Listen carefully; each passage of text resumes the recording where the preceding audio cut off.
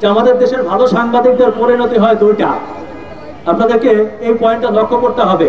যারা ভালো সাংবাদিকতা করেন তাদের হয় শেষ পর্যন্ত, গতকালকে আমরা যেমন দেখেছি যে তুহিনকে প্রকাশ্যে কিভাবে কুপিয়ে শেষ করে দেওয়া হয়েছে। আমরা আরেকজন সাংবাদিককে দেখেছি গাজীপুরে যে কিভাবে সেই আয়ামে জাহেলিয়াতের যুগের মতো নির্মমভাবে বর্বরভাবে ইট দিয়ে তারপর পুরো শরীর তাকে থেতলে দেওয়া হয়েছে। আপনি কি মনে করেন যে পৃথিবীর কোনো সভ্য দেশে, কোনো সভ্য সমাজে এটা হতে পারে? এটা কোনোদিনও হতে পারে না। এটা কোনো সভ্য মানুষের, সভ্য কালচারের কাজ হতে পারে না। আমরা মানুষ হলাম কিভাবে? আমার তো সেটাই প্রশ্ন। কোনো মানুষ কিভাবে মারতে পারে?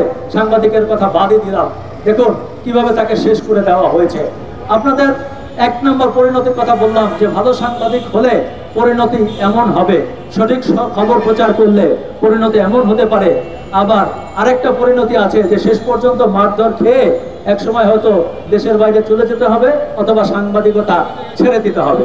খুব উদ্বেগের সঙ্গে বলতে হয়, বাংলাদেশের সংবাদকর্মীরা রাষ্ট্রের চতুর্থ স্তম্ভ, অথচ তাদের নিরাপত্তা নেই। তারা যদি কোনো সংবাদ প্রকাশ করে সেই সংবাদের জন্য আগে আমরা দেখতাম হুমকি দিত, আর এখন সরাসরি বিদায় করে দেয়। দেশের যারা রাজনৈতিক প্রেক্ষাপটে রাজনৈতিক দলের নেতা আছেন তাদের দেখলে মনে হয় যখন ভোট দরকার হয় তখনই শুধুমাত্র আপনারা আমাদের কাছে আসেন আমাদের ভোট চাওয়ার জন্য। যেই নেতা একজন সাংবাদিকের এক নিরাপত্তা নিশ্চিত করতে পারে না সেই নেতার ভোট চাওয়ারও কোনো যোগ্যতা নাই বলে আমি মনে করি।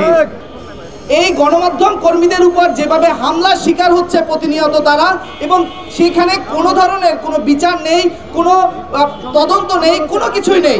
গাজীপুরের সাহসী সাংবাদিক তুহিনকে প্রকাশ্যে দিবালোকে নৃশংসভাবে কুপিয়ে হত্যা করা হয়েছে। এই হত্যা শুধু একজন সাংবাদিককে নয়, গণতন্ত্রের কণ্ঠস্বরকে গলা টিপে হত্যা করা হয়েছে। প্রকাশ্যে দিবালোকে মানুষের সামনে কুপিয়ে আমার এক সাংবাদিক ভাই তুহিনকে হত্যা করা হলো।